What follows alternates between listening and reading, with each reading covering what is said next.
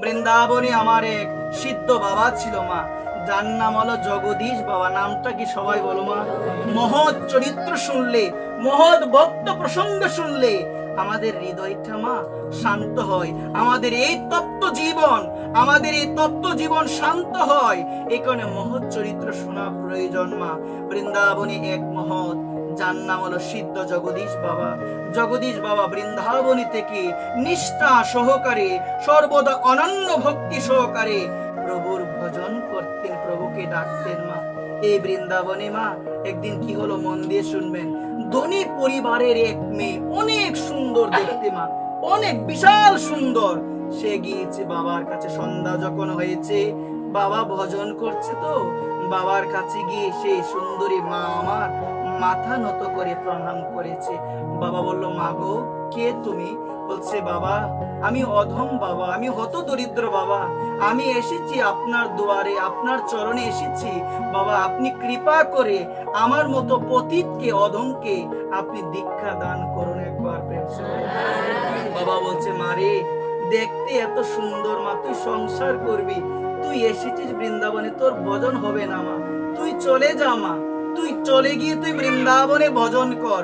কিন্তু গুরুদেব বলছেন, সাধু বলছেন, সাধুর মুখে মুখে আর কিছু বলে নাই, কিন্তু মনে মনে ভাবলো, বাবা সব কিছু ত্যাগ করে চলে এসেছি প্রভুকে ভজন করার জন্য। কারণ বৃন্দাবনে যে আসে না মা, তার জীবনে আর কোনো অভাব থাকে না। বৃন্দাবনে যে চলে আসে একবার মা, তার জীবনে অভাব থাকে না মা।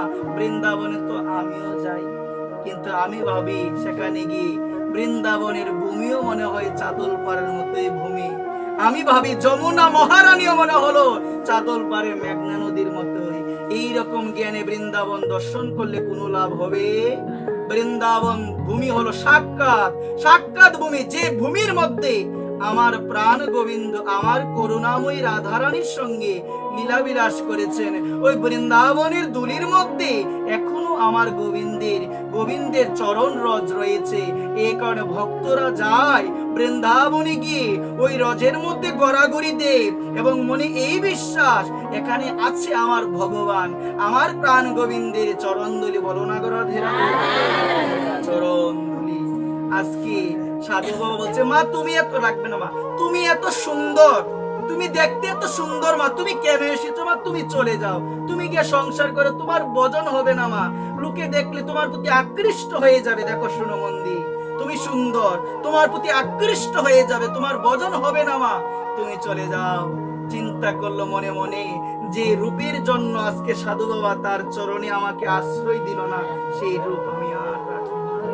যে রূপ আমার ভজনের ক্ষেত্রে বাধা হয়ে দাঁড়ালো, সেই রূপ রেখে আমি কি করব? সেই রূপ দিয়ে কি হবে? যে রূপ নিয়ে আমি গোবিন্দের চরণে মাথাটা নত করতে পারলাম না, সেই টাকা দিয়ে কি হবে? যে টাকা ভক্ত বৈষ্ণবের সেবায় আমি লাগাতে পারলাম না, সেই বল দিয়ে কি হবে? যেই বল দিয়ে বৈষ্ণব সেবা, যে বল দিয়ে মন্দির চর্চা, মন্দির সেবা, মন্দিরে ঝাড়ু সেবা করতে পারলাম না, সেই বল দিয়ে আমার কি হবে?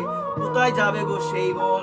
তুমি তো কত বলশালী, তুমি একজনের সঙ্গে কথা বলতে গেলে একবার ভাবো না যে তার সঙ্গে যে কথা বলছি সে তো কষ্ট পেতে পারে। তুমি ভাবো টাকাও বেশি, গায়ের বলও বেশি, কেউ পারবে না। কিন্তু সেদিন বলটা কোথায় যাবে? শ্মশানে যেতে পারবে না হেঁটে হেঁটে, অন্যের স্কন্ধে, অন্যের কাঁধে চেপে তোমাকে নিয়ে যাবে শ্মশানে। সেদিন কি তুমি যেতে পারবে? সেদিন তো তুমি যেতে পারবে না।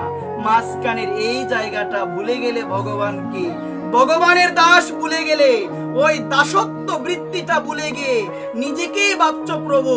এই জন্য সংসারে আমাদের এহেন কষ্ট। একবার মা, যে জিনিসটা ভজনে বাধা হয় মা, ধ্যান দিয়ে শুনবেন মা, সেই জিনিসটা ত্যাগ করা জীবনে প্রয়োজন। সেটা ছেলে হোক, সেটা মেয়ে হোক, যাই হোক, কঠিন কথা কিন্তু এটা। যে জিনিসটা ভজনে বাধা হয়, এত সহজ নয় ভজনটা মা। হয়তো বা আমি ভাবি, আরে আমি তো অনেক কিছু করি মা, আমার কিছু হয় না মা। যে জিনিসটা আমার ভজনে বাধা হবে, নারদ মুনির জীবনে বাধা হয়েছিল। নারদ মুনি তার পূর্ব জীবন বলতে গিয়ে তিনি বলেছিলেন যে আমি ছিলাম দাসী পুত্র, তিনি বেদব্যাসকে বলেছিলেন যে আমি ছিলাম দাসী পুত্র, আমার মা অন্যের ঘরে ঘরে কাজ করত। এক সময় কিছু সাধু এসেছিল যে ব্রাহ্মণের ঘরে আমার মা কাজ করত। সেই ব্রাহ্মণের ঘরে এক সময় চাতুর্মাস্য ব্রত পালন করতে গিয়ে কিছু সাধু এসেছিল। আমি না সাধুর সঙ্গ করতে করতে আমার মন পরিবর্তন হয়ে গেল। আস্তে আস্তে যখন মন পরিবর্তন হলো, তখন সাধুদের আদেশ পালন করতে লাগলাম। সাধুরা বললো ফুল চয়ন করে এনো, সাধুরা বললো এটা করো এটা করো, আমি এটা করলাম। আস্তে আস্তে আমার ভক্তি কিভাবে বাড়ে বেদব্যাস তুমি শুনো।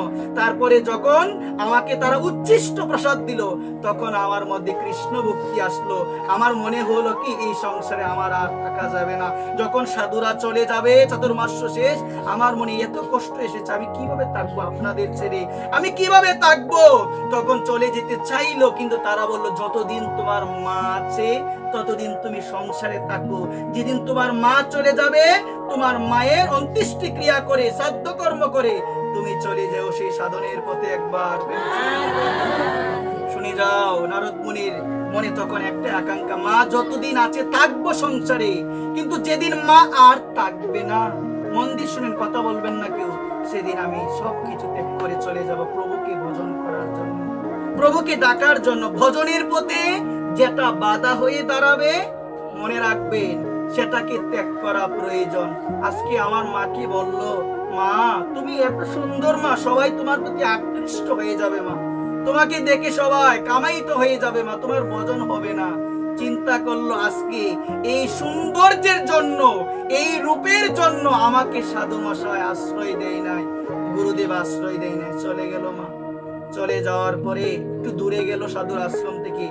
দূরে যাওয়ার পরে নিজের অঙ্গটাকে ঢেকে রাখে, কাউকে দেখায় না, নিজের সমস্ত অঙ্গকে ঢেকে রাখে। মায়েদের চরণে এই নিবেদন পাঠে বসলে মা, একদিন বলছিলাম আমি, এভাবে কাপড়টা দেওয়া প্রয়োজন। অনেকে বলতে পারেন যে গরম লাগে, এই লাগে সেই লাগে, কিন্তু এটা দেওয়া প্রয়োজন বিশেষভাবে মা। মন দিয়ে শুনবেন, শালীনতা বজায় রেখে আমাদের ধর্ম করা প্রয়োজন। বর্তমান সময়ে বৌরাই দে, আমরা বলে আমরা পুরো হয়ে গেছে, আমরা কি আর দিব। এখানে বৃদ্ধ, এখানে ইয়াং, কোনো বিচার নাই, এখানে সবাইকে দেওয়া প্রয়োজন। আমি এই এলাকার মেয়ে, আমাকে কি দিতে হবে? আরে বাবা, এই জন্য নয় তো, যার যার শালীনতা, যার যার বজায় রাখতে হবে। ওই শালীনতার মধ্যে ধর্ম আছে, যার শালীনতা নাই তার মধ্যে ধর্ম আবার কিসের, জানা প্রয়োজন বিশেষভাবে, এটা বিশেষভাবে জানা প্রয়োজন। সকল ভক্তচরণে এই নিবেদন, আপনারা অনেকেই জানেন, আবার অনেকে এদিকে জান না, একটু মন দিয়ে শুনবেন। শালীনতাটাই ধর্ম। আজকে সেই মা তার সমস্ত অঙ্গ তিনি ঢেকে রাখে মা, সমস্ত অঙ্গ। আগের দিনে থাকতো, আমি আমার ঠাম্মার জীবনে একটা জিনিস দেখতে পেয়েছিলাম। আমার ঠাম্মা সবসময় কিন্তু ঘর থেকে বের হলে মাথার মধ্যে কাপড় দিত। আমি লক্ষ্য করে দেখতাম, এত এত এত বৃদ্ধ হয়ে গিয়েছে, 80 বছর প্রায় হয়ে গিয়েছে। তিনি যখন বের হতো, বা আমাদের পাশে একজন আছে, নাম উল্লেখ করবো না, ওই বাবাও যখন ঘর থেকে বের হতো, তিনি কাপড় দিত মাথার মধ্যে। আমি বলছিলাম একদিন যে ঠাকুরমাকে যে কাপড় দেবে না, বলছে না আমার দেবর লাগে তো, ওর সামনে যাবো, এই কারণে আমি এভাবে কাপড়টা দিই। মন দিয়ে শুনবেন, ধ্যান দিয়ে শুনবেন কথাগুলো। আগের দিনে শালীনতা ছিল মা, এখন আর এগুলো নাই, এখন আর কোনো বউয়ের জীবনে এগুলো নাই। মন দিয়ে শুনবেন মা, এখন এগুলো না। আগের দিনে পর পুরুষ ঘরে আসলে কি করতো জানো মা? সেই নারীটা সামনেই থাকতো না, সামনে থাকতো না। আমার পূজ্য বাবা বিনোদ বিহারী দাস বাবাজি মহারাজ, মন দিয়ে শুনবেন, বিনোদ বাবা বলছেন ভক্তিটা কিরকম জানো? ভক্তি হলো নববধূর মতো। যেমন ঘরের মধ্যে পর পুরুষ প্রবেশ করলে এই নববধূটা দূরে চলে যায়, লুকিয়ে যায়, ঠিক সেই রকম আমাদের জীবনে পর পুরুষ হলো অহংকার। যখন হৃদয়ে অহংকার আসে, যে কোনো কারণে মা, যখনই আসবে অহংকার, আমাদের হৃদয় থেকে ভক্তি দূরে চলে যাবে একবার। সেটা জ্ঞান হোক, সেটা টাকা হোক, সেটা যাই হোক না কেন মা, শুনো মা, ভালোভাবে শুনে যাও, জীবন আর বেশি দিন নাই মা। তোমরা হয়তো বা অনেকে বলে মরার পর কি হবে আমি তো জানি না, সব জানবে মা। এত সহজ নয় জীবনটা মা। শাস্ত্র যেটা বলে একটু বিশ্বাস করো মা।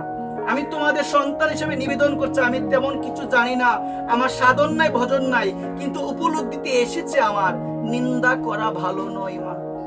মা একটা বিষয় কি তোমরা জানো, যে দুইজন বসে দুইজন বসে নিন্দা করে আরেকজনের, তুমি এখান থেকে উঠে যাও, দেখবে তোমার নামও নিন্দা শুরু হবে।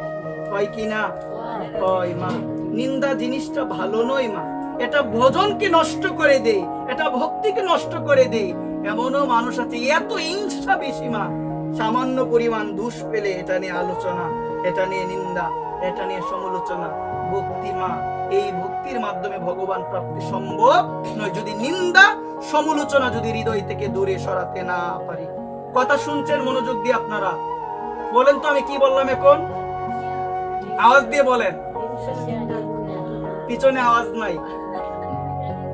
আসলে হবে না, এসে উড়িয়ে দিলেও হবে না, জানা প্রয়োজন। হয়তোবা আপনারা হাসি পেতে পারে মা, কিন্তু কথাগুলো কিন্তু উচ্চ স্তরের কথা, এগুলো আমরা ত্যাগ করতে পারি না। হয়তোবা তিলক দিলাম, ও কত কিছু করলাম, দামোদর মাস করলাম, স্নান করলাম, মন্দির পরিক্রমা দিলাম, রাস পূর্ণিমার মধ্যে রাশেশ্বর ভগবানকে সাজালাম, রাশেশ্বরীকে সাজালাম, কিন্তু এগুলোর দিকে এগোতে পারলাম না।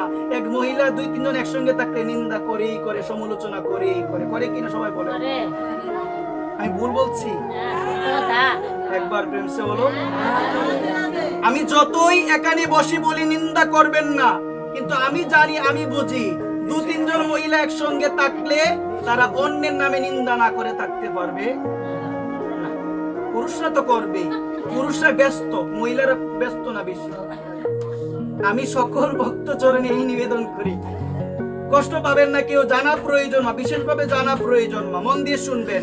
তো এই জায়গার মধ্যে যে বিষয়টা আমি বলছিলাম, সেই চিন্তা করলো, কি চিন্তা করলো? এই রূপে যদি আমার ভজনের বাধা হয়ে দাঁড়ায়, এই রূপ রেখে আমি কি করব? যে রূপ দিয়ে ভগবানের ভজন হবে না।